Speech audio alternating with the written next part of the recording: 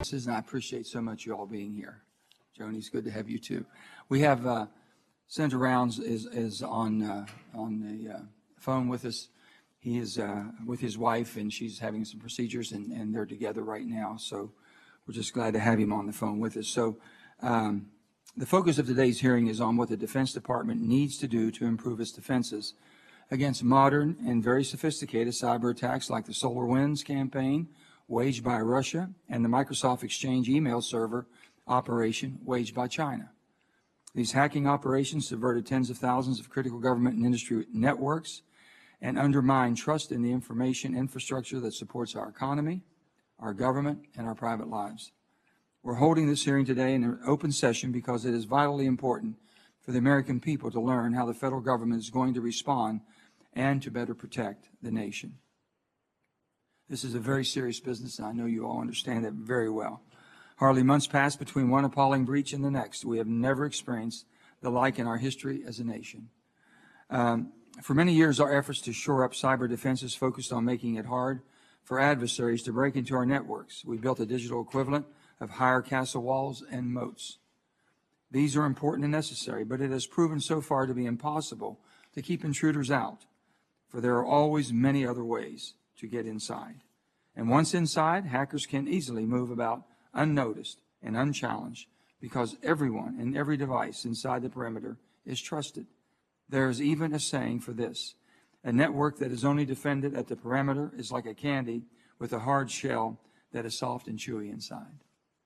In fact, cybersecurity professionals have known this truth for years and have been developing and even deploying and applying concepts,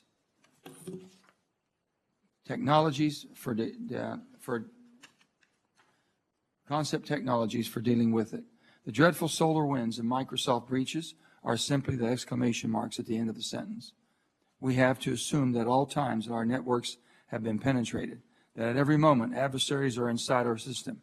We have to act on the possibilities that every action and transaction on our networks is being conducted by an adversary. We have to constantly challenge and verify the identities and the credentials of all the users. For shorthand, these basic network design concepts and operational imperatives are called zero trust. I'm asking our witnesses to explain to the committee and the American people what zero trust means in plain English without acronyms or jargon. We need to know what the essential building blocks of a zero trust network looks like and where we are in terms of defining and acquiring these building blocks. I now ask my good friend Senator Rounds and the subcommittee ranking member for his opening remarks before turning to our witnesses. Senator Rounds. Mr. Chairman, thank you. I really do appreciate being able to work with you on this very important subject. I'd also like to thank our witnesses for appearing before us today to discuss this important topic. Over the last few months, we've learned a lot about the details and scope of the SolarWinds breach. We now know that an advanced, persistent threat actor, Russia, compromised the supply chain of a software company, SolarWinds, and inserted a backdoor into a genuine version of the SolarWinds software product. Russia then used this backdoor, among other techniques, to initiate a campaign of cyber attacks against U.S. government agencies, critical infrastructure entities, and private sector organizations. In the last few weeks, we have also learned of another troubling breach attributed by private industry to a Chinese group known as Hafnium. This breach exploits 4 newly disclosed vulnerabilities in Microsoft Exchange. Microsoft has released a patch which is currently being deployed across the federal government, including DOD, but it will take considerable effort to assure that these hackers are removed from the networks. Both of these breaches show that the capabilities and skills of malicious cyber actors are becoming more sophisticated and demonstrate the importance of improving the cybersecurity of our Department of Defense information networks, also known as the DOD. Previous Department cybersecurity initiatives have focused on cybersecurity practices known as perimeter defense, as the chairman noted, essentially building a bigger and stronger series of walls to protect our networks. These breaches make it clear that this approach is no longer adequate, and we must implement stronger cybersecurity defenses known as zero trust architectures that can protect our systems if an attacker gains access to the network. Over the years, the department has come to depend on a large number of cybersecurity tools to defend their networks, each with its own defense capabilities, but challenging to use cohesively. So the Senate Armed Services Committee has focused on integrating complementary cybersecurity tools and capabilities, what is referred to as cybersecurity orchestration. The National Security Agency, or NSA, has conducted a multi-year effort known as the Integrated Adaptive Cyber Defense, or IACD, in cooperation with commercial industry to develop and mature cybersecurity orchestration technologies. The fiscal years 2019 and 2020 National Defense Authorization Acts both included provisions requiring the Department of Defense to conduct pilot programs for security orchestration. Technologies like orchestration can better integrate the tools we already have to provide a stronger baseline defense by sharing information between complementary cybersecurity tools. I look forward to hearing today what the department has done regarding the orchestration pilots that we have required in the previous NDAA, and to hearing about the efforts by the department to implement the broader zero trust architecture. Thank you again to our witnesses for coming here today. Now, since I'm not going to be there in person today, Mr. Chairman, I plan to submit my questions for the record. Senator Manchin? Thank you, Senator Rounds, and we wish your beautiful wife, Jean, all the best and hope that you see you soon. Before we begin, I want to welcome our distinguished witnesses today and thank them for their service to our nation. We have with us Mr. David McKeown. Is it McKeown? McKeown? David McKeown. Mr. Rob Joyce and Admiral William Chase. Mr. McKeown is the DOD Deputy Chief Information Officer for the Cybersecurity, with 33 years' experience in the Air Force and the Office of the Secretary of Defense. Mr. Rob Joyce has had a stellar career in NSA on both the collection side and the defensive cybersecurity side of the agency. He is newly returned from London, where he served as NSA's top signal intelligence representative to the United Kingdom. Prior to that assignment, he served as President Trump's cybersecurity coordinator on the National Security Council staff. He is newly assigned to lead NSA Cybersecurity Directorate. Admiral Chase was recently confirmed by the Senate for a second star. Congratulations, sir. He is currently serving as the Senior Military Advisor for Cyber Policy to the Undersecretary of Defense for Policy and the Deputy Principal Cyber Advisor to the Secretary of Defense. I understand that in the interest of time, our three witnesses' opening statements have been consolidated into one, which will be presented by Mr. Keown. Good afternoon, Mr. Chairman, Ranking Member, and distinguished members of the subcommittee. Thank you for the opportunity to testify today regarding the efforts of the Department of Defense to accelerate implementation of a zero trust framework across the Department of Defense Information Network, commonly referred to as the DOD, in a response to the recent SolarWinds, Orion, and Microsoft Exchange Server incidents. My name is David McKeown, and I am the Department of Defense Deputy Chief Information Officer for Cybersecurity and the Chief Information Security Officer. Alongside me is Mr. Rob Joyce, Director of the Cybersecurity Directorate at the National Security Agency, and Rear Admiral Bill Chase, Deputy Principal Cyber Advisor to the Secretary of Defense and Senior Military Advisor for Cyber Policy to the Undersecretary of Defense for Policy. As the owner of the Department of Defense's cybersecurity strategies, roadmaps, and reference architectures, I drive the continuous improvement and modernization of our cyber defense posture. I ensure that services, combatant commands, defense agencies, and field activities correctly implement enterprise-wide cybersecurity policies, capabilities, procedures, and training on an appropriate timeline. As such, I lead and oversee implementation of the Zero Trust framework across the DOD. Mr. Joyce is the leader of NSA's newly formed Cybersecurity Directorate, which is responsible for the agency's cybersecurity mission and is charged with directly advancing the nation's, the federal government's, and the Department of Defense's cybersecurity through technical development, partnerships, and provision of technical advice. As the lead for the intelligence communities and the Department of Defense's most technically capable cybersecurity component, he can provide valuable technical feedback to the subcommittee today. based on the agency's considerable cybersecurity expertise and zero trust piloting.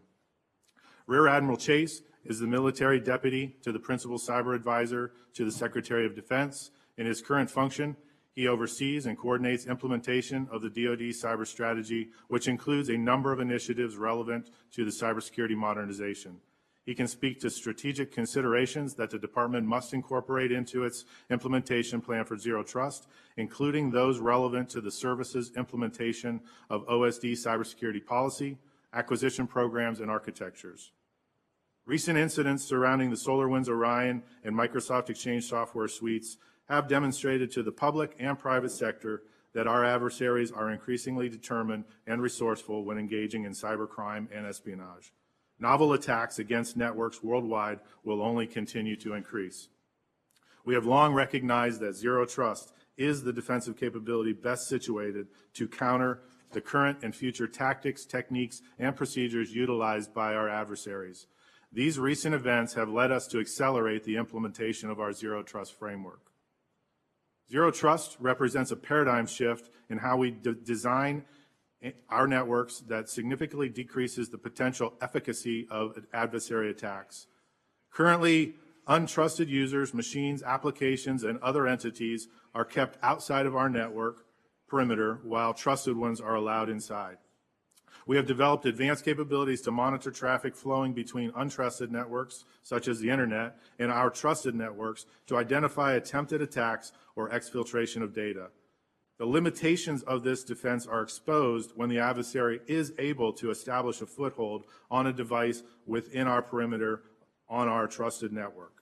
This can be accomplished through tactics, techniques, and procedures such as phishing, web attacks, compromising software we have installed on our trusted network, as in the case of SolarWinds Orion or Microsoft Exchange, or via an insider threat. Zero trust requires that we can constantly interrogate the trust relationships formed by entities on our network and deny by default, only allowing access by an approved user and device. As a result, should an internal or external malicious actor gain access to the DOD, they would be prevented from moving laterally to other parts of the network, escalating their privileges, or exfiltrating data. While our perimeter and layered defense tools remain central to defending against most adversary attack vectors, zero trust significantly decreases the potential benefit to the adversary should an attack manage to bypass these defenses. Our zero trust framework assumes compromise and accordingly leverages existing and emerging cyber defense capability to analyze each transaction on our network prior to approval. Existing investments in areas such as endpoint security and identity, credential, and access management will be integrated with new investments in tools such as software-defined environments, continuous multi-factor authentication, artificial intelligence, and machine learning to build our next-generation framework. These are a sampling of the pillars that make up our zero trust strategy. We provide a more detailed explanation in our statement for the record. When an adversary attempts an attack, they utilize a variety of tactics to increase the likelihood of success. Each day, millions of these attempted attacks are automatically thwarted by our perimeter defenses, utilizing vectors that we have identified and tuned our defenses to block. Others are intercepted by our network defenders in U.S. Cybercom, who are extensively trained in recognizing and responding to adversary tactics. Still others are prevented by our enforcement of cyber hygiene, such as requiring that all of our devices remain up to date on critical patches and privileged user accounts are closely monitored. Zero Trust provides next-generation assurance that an advanced attack will not be successful. To provide an example, an adversary successfully hijacks a device on our network utilizing one of many possible attack techniques. This gives them a foothold they can then use to traverse to other computers, other network segments, harvest credentials, escalate their privileges, exfiltrate data, or initiate a denial of service attack. Under our Zero Trust framework, that device would automatically be assessed by our Comply to Connect capability to determine if it has the necessary credentials and is properly secured. Simultaneously, our access management system will determine if the user attempting to access the network with that device is behaving unusually, using non-standard credentials, attempting to access from a location where they do not normally work, or at a time when they are not normally in the office. All of these processes will be centrally monitored by an automated system. If something does not match up, our system will automatically challenge the user and machine to provide additional credentials and other verification. Access to the network beyond that device will be blocked and sensitive data will remain safely encrypted. The events associated with the attack will be constantly tracked, and our human defenders will be notified so they can monitor suspicious behaviors, alert the local network operator of potential attack, and take additional actions to repel and deter the attacker. DOD has been laying the foundation for the implementation of a zero trust framework across the DOD. This is a significant effort, but one that we have no doubt we can achieve. Through our current effort to accelerate this implementation, we will leverage our recently approved Zero Trust reference architecture as a blueprint to integrate existing and new cyber defense capabilities that are critical to enable Zero Trust. As we continue to transition to the cloud, we will ensure that these environments are built from the ground up utilizing our Zero Trust architecture. Cloud One and Platform One, developed by the Air Force, are prime examples of environments with native Zero Trust design. We will also continue to expand our pilot programs, which provide strategic insights and allow us to work out the particulars of deploying Zero Trust on our broader network. While we have focused today on the implementation of a Zero Trust framework on our own networks, we will also continue to engage with Congress, federal civilian departments and agencies, the private sector, and our allies to promote a whole-of-community unified defense. We view the DOD as a leader and partner in this implementation of a Zero Trust framework and a pioneer of the cyber capabilities that make such a framework possible. We would like to thank you for the opportunity to share our perspective, and I'm happy to answer any questions you might have. Thank you, sir. With this beginning an open hearing, members have the opportunity to question via WebEx. So we're going to keep the seniority order for questions as we do during full committee hearings for armed services. My first question will be to Mr. Joyce. As you know, Russia in the SolarWinds hack and China in the Microsoft hack both launched their attacks from and exfiltrated stolen data through servers rented from the U.S. cloud providers. So my question would be, with your thorough background and collection at the NSA, can you tell us in the open setting if you've noticed collaboration between our adversaries in cyber operations? Have they been essentially ignoring each other, or are we aware of any cyber operations they have conducted against one another? So, Senator, I think you'll understand the sensitivity of that question, and my ask that we take that in a closed hearing. Let me try this one then. I trust that we're taking action to breed distrust between our adversaries. Can you give us a general example of what we're doing to discourage future cooperation, or is that too sensitive? So, Senator, I do think that I can talk to some of the activities. Sure. If you notice, one thing that NSA has worked hard to do is to understand the adversary's plans and intentions. And then we work with partners such as the Federal Bureau of Investigation, U.S. Cyber Command, Department of Homeland Security, and we, through those activities, have been issuing guidance that talks about the tradecraft of adversaries, the things they do, the techniques they're using, and the indicators that would help us find them in our networks. And so by doing that, we feel what we're doing is we're taking away the tools and capabilities of these adversaries, right? By exposing the implants and the malware, they then lose that capability and they have to go back and try to redevelop. Good. Rear Admiral Chase, this is for all the witnesses, but I have a last question for Mr. McKeown. But to Rear Admiral Chase, most of all of your prepared testimony includes statements about how this or that action would, quote, allow our network defenders to continue to outpace the adversary. Are we really outpacing the adversaries, or is this basically wishful thinking, or we're actually there where you think we need to be? Chairman Manchin, this we can always do better. There is a sense of urgency that I think the world has seen from the supply chain attacks. So the idea that we could ever be resting on what we have is certainly a false one. We want to do better. The good news is we're taking this with urgency. Additional good news is we're not starting from scratch. Some of the very issues that you talked about in your opening statement, orchestration, the comply to connect that you've asked us to build pilots into, to learn from, have had significant success in just over the last couple of years, being able to see our networks in unprecedented ways. Are we finished? Absolutely not. We've taken the beginning steps and are only now starting to understand how much better we can be about it. We're always looking for the insights that come from our NSA and IC partners to be able to build on those and to go faster. This is probably the arms race of our time. We'll get to continue to do this for a very long time. As the adversaries get better, the defenses will get better. Thank you. And Mr. McKeown, massive Russian SolarWinds infection was discovered by the cybersecurity company FireEye through what is now a standard industry technique called threat hunting. The threat hunting concept, like the zero trust model, is based on assumption that adversaries are always inside one's network undetected instead of passively waiting to accidentally discover such intrusions, which are well documented. Research shows allows intruders to remain undetected for many months and even years. Threat hunting involves actively looking for subtle indications of compromise. So it's a technique that Cybercom already applies with the cyber protection teams, but we really need to expand the threat hunting as the private sector companies have done. So why isn't threat hunting listed as one of your zero trust pillars? Chairman Manchin, you're absolutely correct that threat hunting is an important tool set and capability within our arsenal.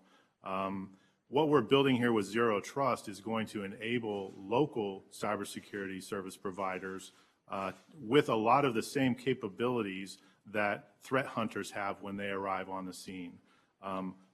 Threat hunters are a scarce resource. We don't have the ability to put them everywhere and have them be there all the time monitoring everything. The techniques that they employ when they go out on a network trying to clear it of any adversary that might be on there are very similar to what we're implementing here with Zero Trust. So we're kind of taking a paradigm that was built by the cyber protection teams and we're moving it closer to the fight where the local cybersecurity providers and local operators can see that data. As a consequence, when the hunt teams do come in, they're going to be able to more rapidly respond because many of the same tools, a lot of the logs, a lot of the information that they would potentially take days and weeks to collect are going to be there for them right off. What they're telling us is the most common hunting technique is to put a little software program on every computer in an enterprise that creates a small record of every significant action the computer takes and sends those records to a big repository for analysis. Yes, sir. And we're going to be doing that exact same thing Okay. from all the devices and all the traffic that's happening on the network itself. And we're going to be doing artificial intelligence and ML learning on that data to maybe uncover new and novel attacks as well. Thank you. Senator Ernst. Great. Thank you, Mr. Chair. I really appreciate it. And as well to our ranking member Rounds. And gentlemen, thank you for being here today and providing testimony for us. I do believe that our current and future cyber capabilities, including that architecture, are critical to the overall national security, of course. And we have to make sure that we're getting it right, which is why I'm glad we're having this discussion today. But what we need to know is how to make sure that we have the correct incentives available, that we have the right architecture. You've talked a little bit about that, and the authorities as well to make sure we're protecting all Americans and deterring our adversaries. So I appreciate that you're joining us, giving some good insight. Mr. Joyce, I'll start with you, please. And when General Nakasone testified before our committee a few weeks ago, he said that the problem is not that intelligence agencies cannot connect all of the dots. It's that we cannot see all of the dots. And when he was referring to adversary cyber attacks on U.S. soil. So in your opinion, how do we ensure and incentivize the right balance of information sharing between private companies as well as our governmental agencies? Thank you, Senator. I think you raise an important topic. What we understand is the private sector owns and operates a lot of our networks. Mm-hmm. All of the international traffic that would come at the department, that would come at our critical infrastructure, that would come at sensitive government networks, actually traverses these commercial networks. And so we have to have a special relationship with these companies so that we can understand as defenders when they see a threat. And we also have to have a way for the government to inform them about the sensitive special things that we know so that they can operate on their networks to protect our equities. It is true that over time, we've put a lot of energy into some of this information sharing, but we still haven't gotten it right. The fact that the foreign actors like Russia and China are renting computers inside the U.S. to launch their attacks shows that they appreciate they can get inside our cycle and ability to get that information, and they're safer there than operating outside. I think when General Nakasone raised the point about seeing the dots, he wasn't giving an authorities ask. He was talking about the need for us to solve the problem of getting people to put together those dots, put them on the table, and take the piece parts we both have to bring together a solution. Right. And I've heard from Iowans as well on the issue when we talk about cyber attacks, and there are cyber attacks that are, coming from domestic organizations, sometimes from outside threats that truly are threats, but they're coming after financial institutions. Maybe they're coming after medical systems. And so they get very concerned about sharing information about those attacks when it may deal with very private information of our United States citizens. So that's always been a concern. Thoughts on that? That's an outstanding point, Senator. But the thing we have to recognize and find the techniques is to share the tradecraft and the activity, not the data they're targeting, but actually the ways that the foreign adversaries are coming at those networks and trying to exploit them. Yeah, no, that's a very, very good point. Thank you. And then how are we actually partnering with some of those private entities? Is there written memorandums for information sharing agreements? How do you go about that? Is it, an attack has occurred, and so you'll go to that entity and say, please share the information? How does that occur? So what we found is, after an attack's occurred, we're too late, right? We have to get left of theft. We have to be in a mode where we're deterring, denying, and keeping the adversary out of these networks in advance. And so that means you've got to have the partnerships and communication in advance. One thing we do have the authority to do under the Department of Defense is help protect the defense industrial base. And that has given us the authority to be able to have relationships where we can take things we know in very sensitive channels, downgrade those, and then provide them without all of the sensitive activity around it, the things you talked about that might make personal information concerns, and provide those to the network owner and operators so that then they can take action before it even gets to those companies. Thank you. I like that, left of theft. That's very good. And let's talk a little bit about constraints. And Admiral, if you would, during his testimony, General Nakasone also described how foreign hackers are exploiting the legal constraints which prevent U.S. intelligence agencies from monitoring this domestic infrastructure. And so what authorities should this subcommittee and our committee consider to make sure that we are protecting the overall architecture now and then as well moving into the future? Thank you, Senator. For the DOD architecture, I believe we have the authorities. We are right now using the pilots that we have done in the past year and a half, take the insights from that and try and understand how we can accelerate this in an urgent way. With regard to NSA or cybercom authorities, I'll leave that to Mr. Joyce to build on or not. Maybe we've already covered most of that. But I think from an internal perspective, we have the authorities to do things within the DOD networks, but rather it's a question of time. And really, this is what we're talking about when we say zero trust, is a large culture change that's taken private companies when they do this many years. It will probably take us, this is the journey. We've begun the first steps actually in the past. But we need to accelerate in order to get there as quickly as we can because our data and our assets are at risk. Okay, thank you very much. I apologize. I am way over time. I yield back.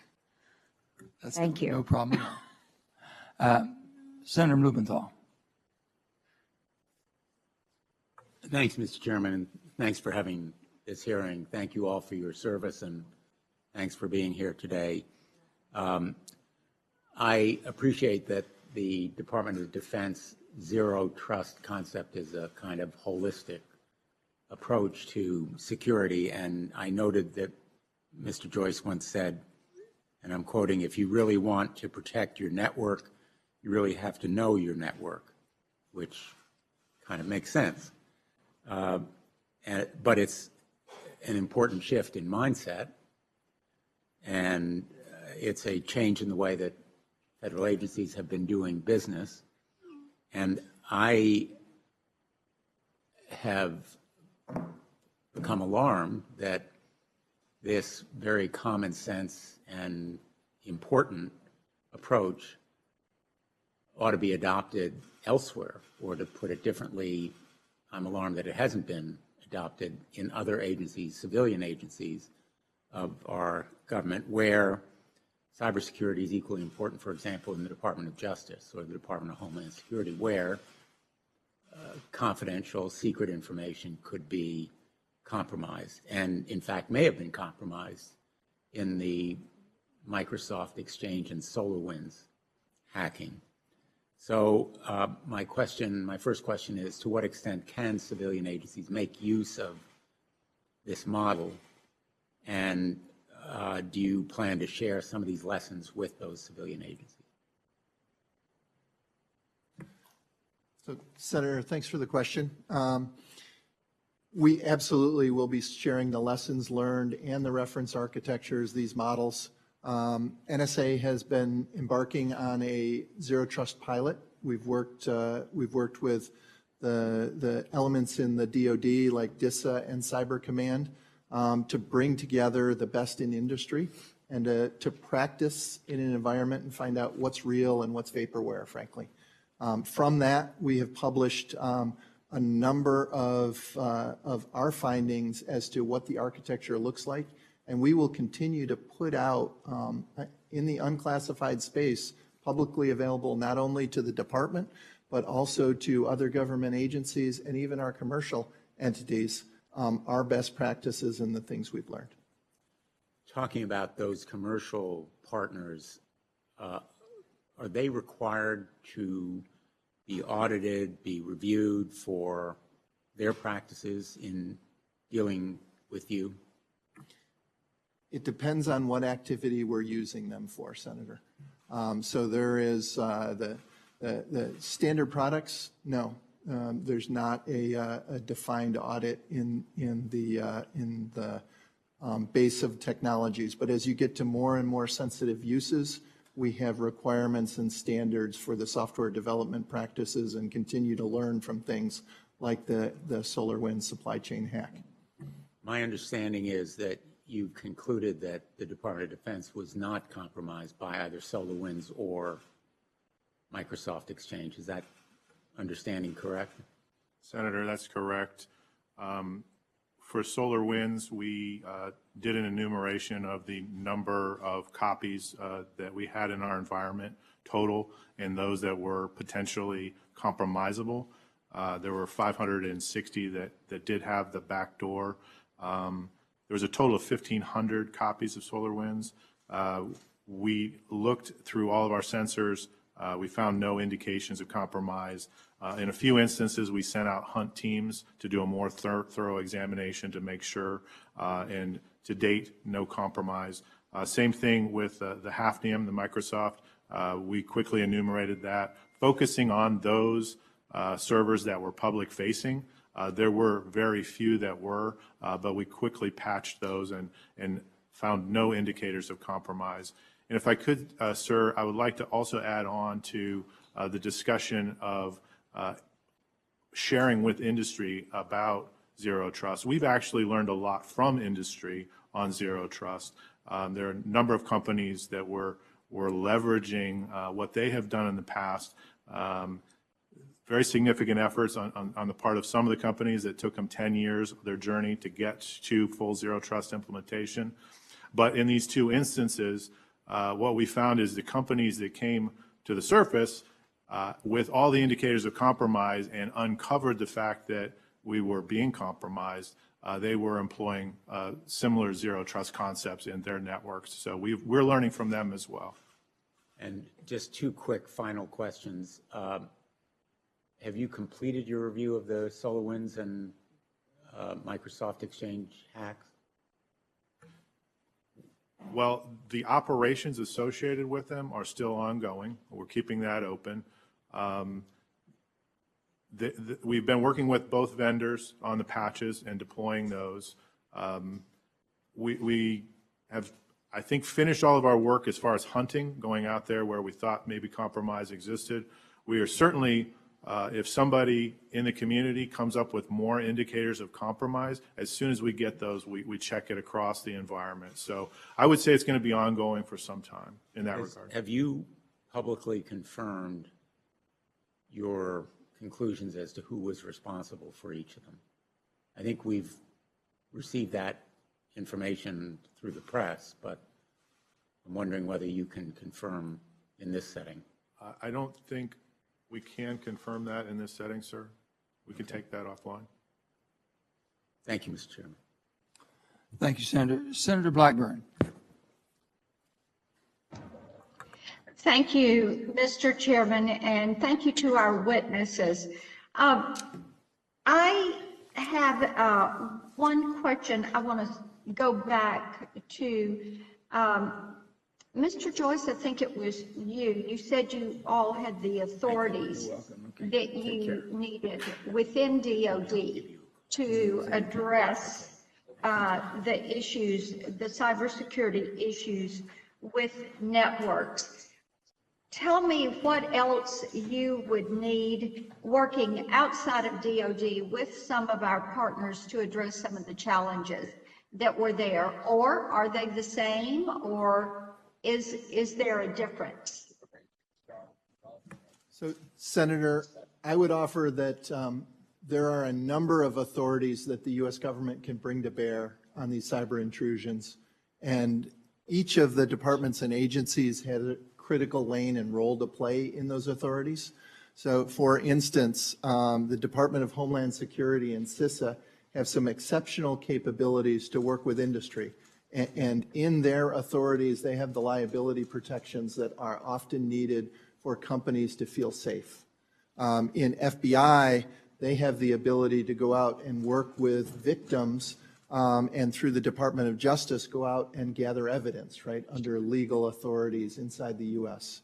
We at NSA have the ability to use the foreign intelligence capacity and capabilities of NSA to reach out and understand what's happening in foreign space directed at the U.S., or sometimes the plans and intentions and capabilities of those adversaries. And then you have folks like Cyber Command who are out there trying to actively contest some of the activities and push back. In the end, you know, it's the fabric of that community that really gives us a number of capabilities. And so what we're constantly working on is what is the optimum strategy to take all of those authorities that we each possess and play them in a symphony orchestra instead of individual bands and make good music together. Yeah, I appreciated that analogy. You know, being somebody from Nashville, we appreciate that. But how willingly do the different agencies share that information? So I'll take that if you guys are still good. So the sharing is outstanding, Senator. Okay. You know, we have made it our policy as we work with commercial companies, because sometimes we will have an initial relationship with a company. We make sure they understand when they're sharing with NSA that they're sharing with the government team, right? That we bring that to our CISA partners. So you take a whole of government approach in sharing that information, correct? Yes, Senator, we have to. Absolutely. That's great. Now, let me ask you another question relative to Huawei. And Admiral Chase, I think this is best directed at you. We've got Huawei gear that is proliferating in networks all across the globe. Some of our allies have stepped up and have dropped Huawei, especially in relation to to 5G. So how can we look at a zero trust structure and still ensure that we can safely transfer information, sensitive information, or share information with our allies, even when we know we have some embedded vulnerabilities in this Huawei architecture? So I think some of what you're talking about has to do with the infrastructure that we don't own. So in some Correct. cases, this is very much, we have to assume that is compromised. Do we have encryption that goes over the top of that? How we share that matters a lot, and we'll have to be careful with that. There's probably other insights from the IC that Mr. Joyce might be able to share progress on. So, Senator, with respect to Huawei, I think that highlights, combined with things we've learned like the SolarWinds hack, how important it is that we make sure that the supply chain involves technologies and vendors that we can trust. Are we willing to put them in the middle of our critical infrastructure and capabilities? And in the case of Huawei, there are situations where the department knows that they're going to have to operate in foreign space, and those countries are going to be choosing to use that gear. And so we have to provide the technologies and the understandings that can allow our forces, our diplomats, our government employees to be safe transiting those networks. But what we don't want to do is give them that advantage when we can choose not to. Okay, my time has expired. Admiral Chase, I've got a couple of questions relative to the Guard and some of their partnerships and U.S. Cyber Command. So I will submit those, and I thank you all for the time today. Thank you, Senator. Thank you, Senator. And now we have Senator Gillibrand via WebEx. Thank you, Mr. Chairman. I appreciate it very much. I just want to continue along the line of questioning that we just had. So I've seen mixed reporting on this issue. Are U.S. systems still susceptible to SolarWinds and Hafnium hacks? And will this attack end only after every system has been patched? If you did not patch any of the Hafnium vulnerabilities, I would say that you're still susceptible. As far as SolarWinds goes, all of the capability to beacon out to their command and control system has been severed.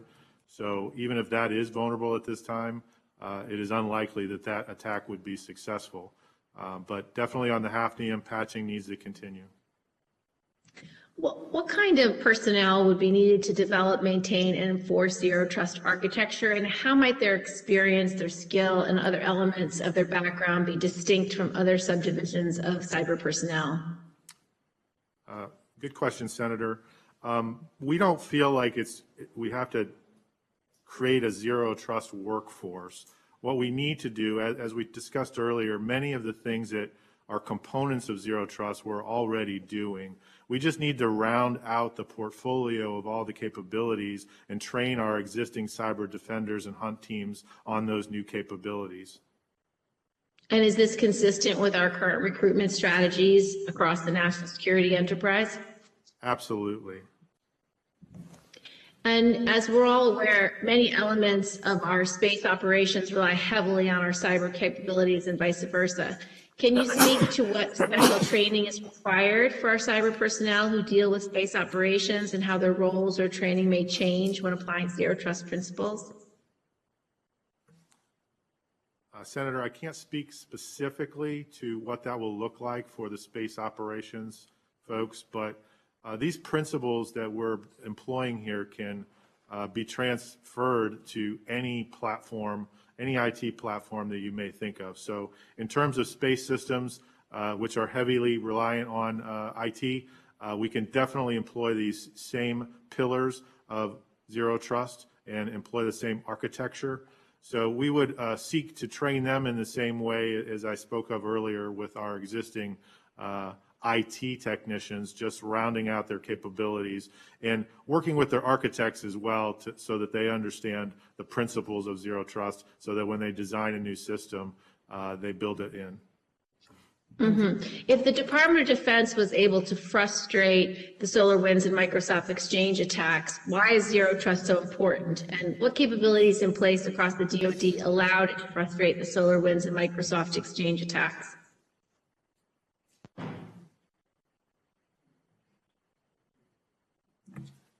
So, Senator, I think we should be, very proud that we weren't the victims of that exploitation. And it is because of the efforts the department has made over the last several years to increase the agility and responsiveness of the operators inside the networks. So a few things have been done. The consolidation of the capabilities to defend the DOD gave us what is a huge advantage in speed to be able to order the modification and protection changes necessary for any specific threat. It also gave a hierarchy to report back the state of activities.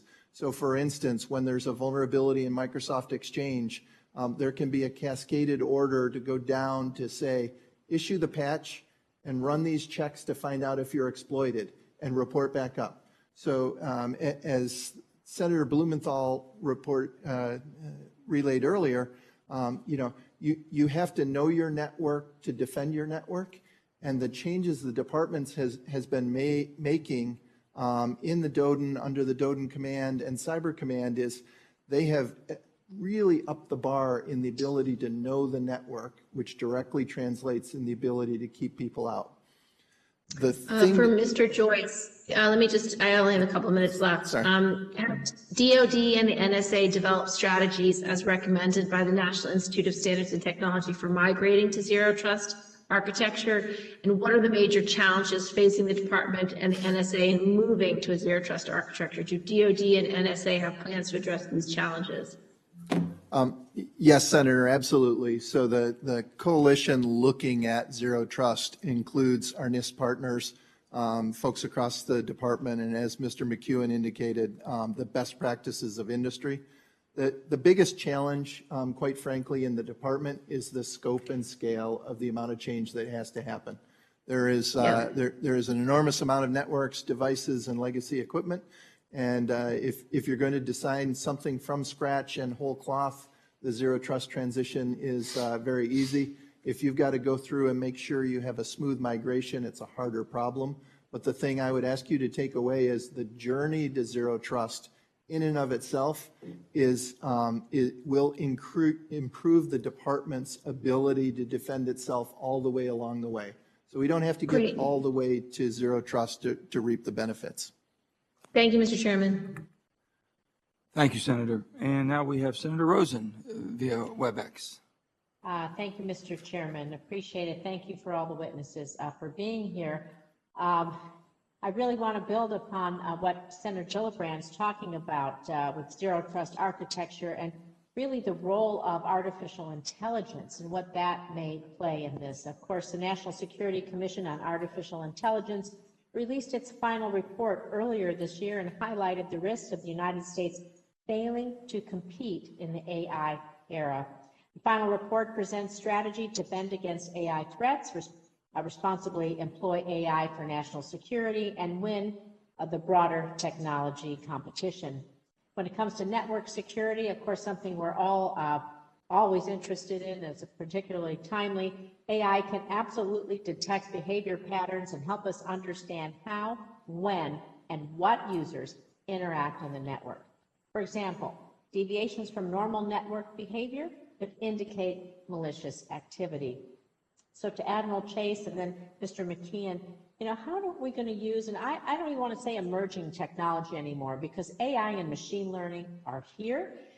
They are becoming more robust every day. How can they support and potentiate DOD's zero trust architecture? Thank you, Senator, for the question. We can't just begin with AI as part of the problem. So we need to back that up a little bit.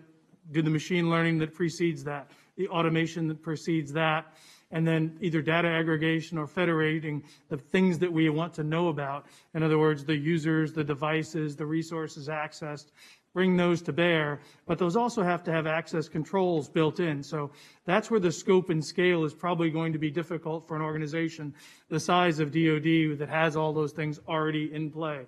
It's going to have, the work is going to have to be federated. We can put broad rules of policy of how we want to go do this, and CIO will certainly be able to lead that aspect, but getting our arms around all the things that we do have.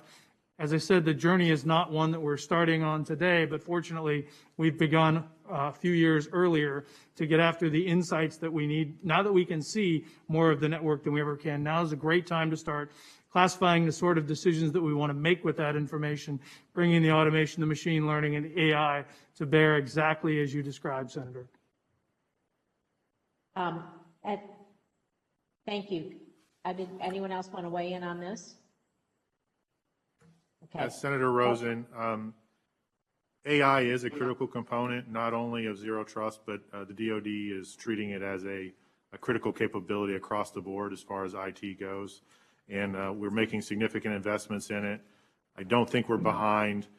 We recognize that we're in an arms race there, and we're definitely putting resources against this, and we are cooperating on the cybersecurity side with elements that have been stood up within the DOD specifically to move us ahead in the AI domain. So we'll be continuing to partner with them and looking for capabilities that can help us.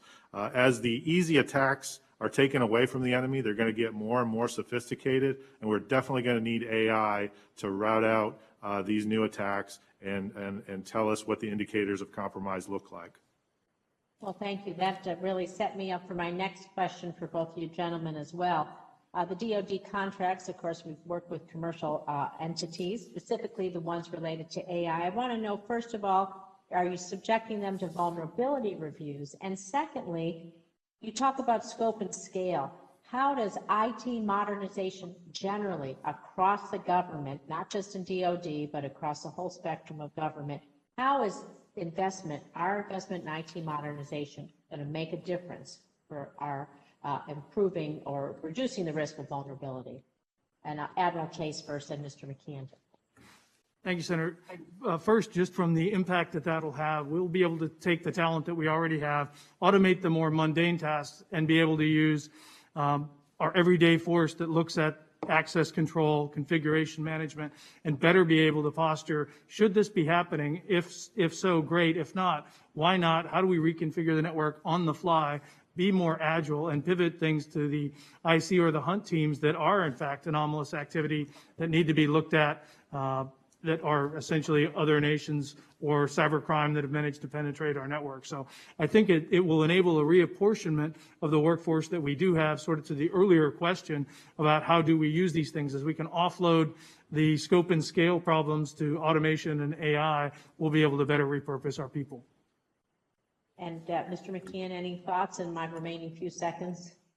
Yes, Senator. So as we do modernize our environment, we've focused on data as a big pillar, AI as a big pillar. We are definitely looking at the supply chain and the risk that it brings, both from a hardware and a software perspective. And we do have some very good partnerships with industry now that are illuminating issues, many tiers deep in supply chain, and that's allowing us to make better decisions about what we acquire and where those devices are allowed to go on our networks. As far as the software piece of it goes, we have been working with the National Security Council on a whole of government effort to examine a gold standard for software development so that we can have better trust that the software that we're receiving from our suppliers is more secure. Thank you. My time has expired. Thank you, Mr. Chairman. I want to thank you all. I have one follow-up question, if I may, and whoever, I think Dr. or Mr. McKeown, it might be best for you, but whoever could help me with this, I'd appreciate it. We're all aware of how destabilizing cyber capabilities can be, and that makes them extremely valuable, especially when you consider the relative minimum investment required to conduct offensive cyber operations. Protecting against cyber attacks is much more difficult process with every piece of equipment, person on a network that has potential vulnerability. It's our job to ensure that we're investing the resources into the proper programs to maximize our defensive and offensive capabilities. You stated that an identity, credential, and access management system, or ICAM, is critical to zero trust because we have to constantly verify the identity and the access privileges of every sector of the network. So with that being said, have we budgeted for that, and are we acquiring that or moving in that direction? Chairman Manchin, yes, we have budgeted for that. Right now, we have a solution, an enterprise-level solution for ICAM that has been developed by the Defense Information Systems Agency. We're currently onboarding most of the financial systems in the department onto that. We believe that that will be the exemplar that we adopt across the board throughout the department. We're planning on making that a fee for service as they divest of their current authentication mechanisms that they will onboard to this capability across the department. Thank you. Anybody else have anything you want to say before we finish up? Let me just thank you all again. It's been great. It's been very informative, and we appreciate your expertise and your service to our country. Thank you again. And with that, adjourned.